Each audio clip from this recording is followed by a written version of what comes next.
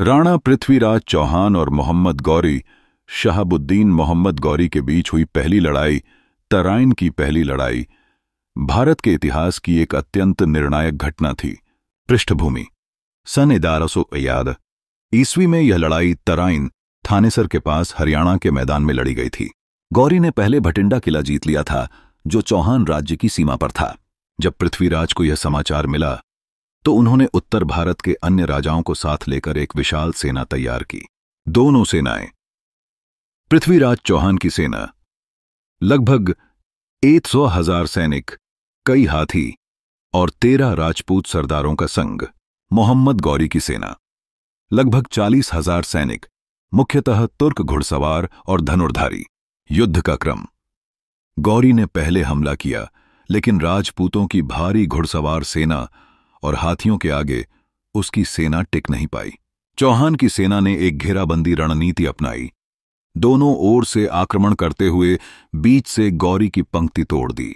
गौरी स्वयं घोड़े पर सवार होकर लड़ रहा था, लेकिन अली गुर्जर नामक चौहान सेनानी के बाण से वह घायल हो गया और घोड़े से गिर पड़ा। उसे युद्ध भूमि से किसी तरह उसके सैनिक उठा ले गए और कैद कर लिया गया। विजय और दया पृथ्वीराज चौहान ने गौरी को कैद में लिया, परंतु युद्ध की मर्यादा और राजपूत परंपरा के अनुसार उसे माफ करके छोड़ दिया।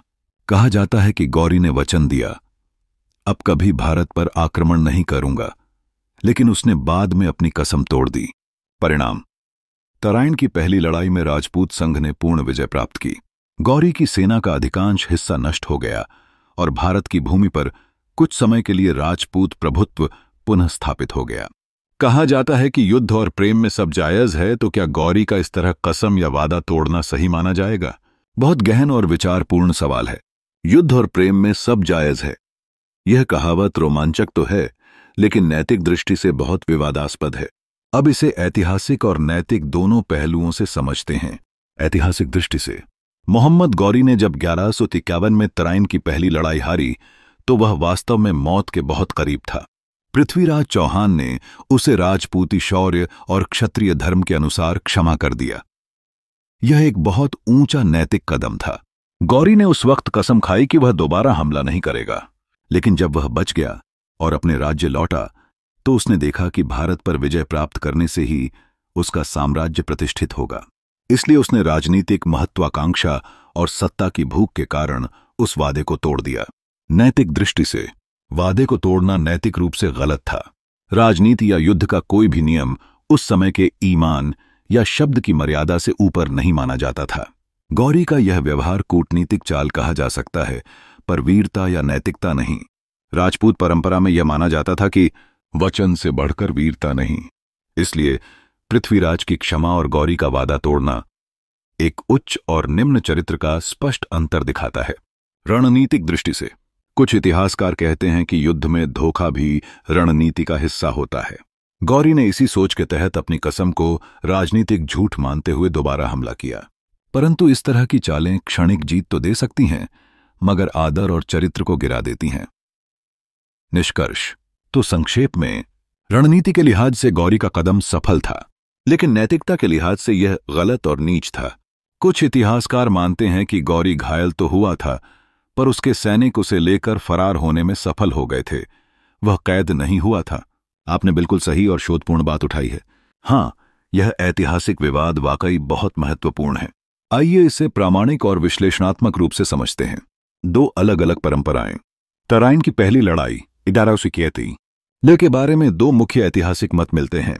भारतीय परंपरा, गौरी कैद हुआ।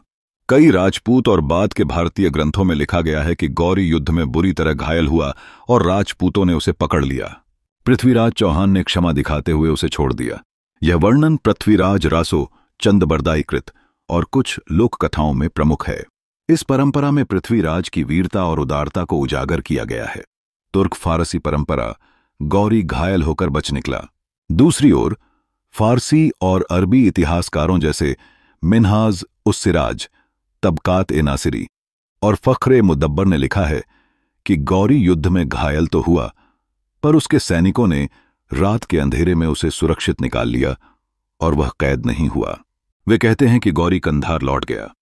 कुछ महीने बाद सेना को पुनः संगठित किया और अगले वर्ष तराइन की दूसरी लड़ाई के लिए वापस आया। दोनों में से कौन सी बात ज्यादा संभव लगती है? इतिहासकारों का मत विभाजित है, लेकिन आधुनिक शोधकर्ताओं के अनुसार फारसी स्रोत घटना के करीब समय में लिखे गए हैं, इसलिए उन्हें ऐतिहासिक रूप से अधिक विश्वसनीय माना जाता है। जबकि रासो जैसी भारतीय कथाएं कवित्वपूर्ण और लोक आधारित हैं, जिनमें वीरता को बढ़ा चढ़ाकर दिखाया गया है। इसलिए अधिकतर आधुनिक इतिहासकार जैसे आर.सी. मजुमदार, सतीश चंद्र आदि का निष्कर्ष है कि गौरी कैद नहीं हुआ था, बल्कि घायल होकर भाग निकला था। तो कैद की कथा क्यों प्रसिद्ध हुई? यह कथा राजपूती शौर्य और उदारता की मिसाल के रूप में बाद में लोकगीतों और दंतकथाओं में प्रचलित हो गई। लोगों को यह विश्वास दिलाना था कि हमारे वीर ने दुश्मन को हराकर छोड़ा। यह भाव राजपूत गौरव से जुड़ा था। इसलिए यह घटना ऐतिहासिक से ज्यादा सांस्कृतिक और प्रतीकात्मक सच्चाई रखती है। अधिकांश आधुनिक इतिहासकार मानते हैं कि गौरी कैद नहीं हुआ था, बल्कि घायल होकर भाग निकला। फिर एक वर्ष बाद और भी बड़ी तैयारी के साथ लौटकर 1192 की दूसरी तराइन की लड़ाई में विजयी हुआ। दोस्तों, ऐसे ही जानकारी भरे और रोचक वीडियोस के लिए हमारे इस चैनल से जुड़िए। चैनल को सब्सक्राइब करके बेल पर टच कीजिए और ऑल ऑप्शन को टच कीजिए। लाइक शेयर करके कमेंट्स भी दीजिए। पिछली सभी वीडियोस के लिए आई बटन पर टच कीजिए, फिर वीडियोस ऑप्शन पर टच कीजिए।